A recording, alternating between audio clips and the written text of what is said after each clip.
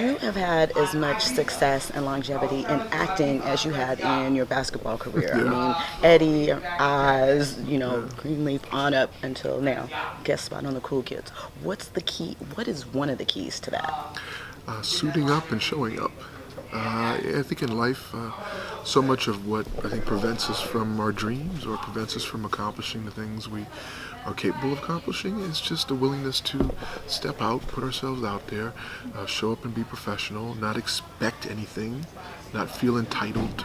That but to actually show up and do the work. And the work isn't always going to result in a positive yes. So if it's an audition, you go out and you do the work.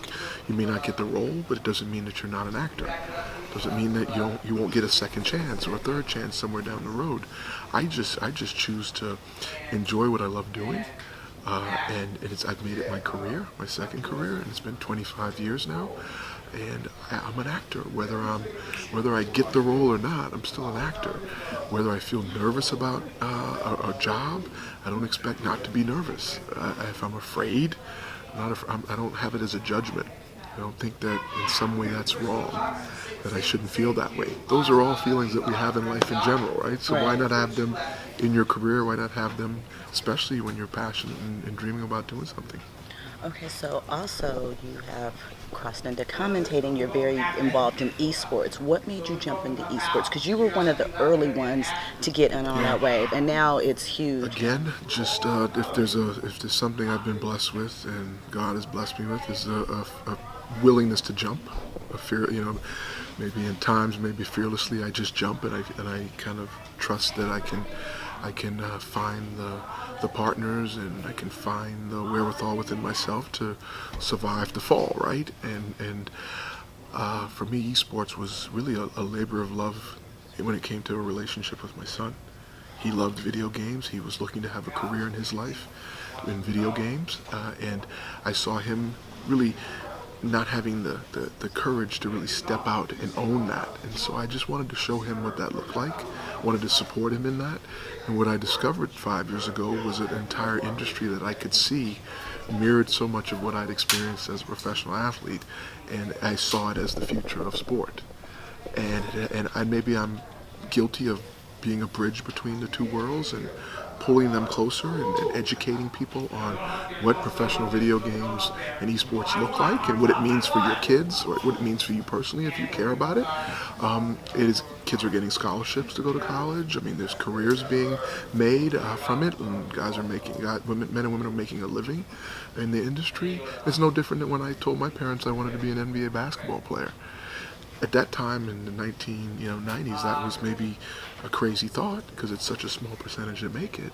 But if you really think about the industry of the NBA or the NFL, if you fall short and say you're not the LeBron James or the Kobe Bryant, well, you could still be the coach. You could be the GM. You could be the broadcaster. You could be the journalist. You can be one of those jobs that surround the industry. You can still do that if you love it. And that's what esports has turned into. It's an opportunity for you to love the idea of being a part of the industry and know that you can fit in somewhere. And so it's become a part of my life, and it's how I connect with my son. Very nice.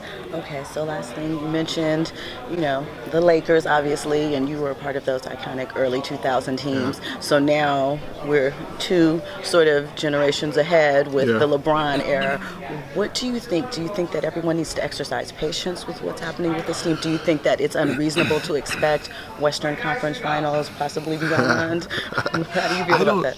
I don't know if anything's unreasonable with LeBron, simply because if we look at the last 8 years, he's gone to the finals every year. So to say a Western Conference finals appearance is unrealistic, I would say that I'm starting to believe that with the young talent we have here at the Lakers and with LeBron's leadership and with Magic in the background and Luke Walton as our coach, I think we can couple together enough months of experience and development to make, I think, a stretch run where we are playing the best basketball this team is capable of playing. And that I just wouldn't bet against LeBron dragging a group of men who were willing to play the right way. I'm not opposed, and I don't believe that he won't do that. I think he will get us at least to the cusp of having a chance to go to the finals. Can he win an NBA championship this year with this team? That would be one of the most remarkable things I think I would have seen in basketball. But I think he can get them I think he can get them to the door, and they just have to grow up and evolve really quickly to see.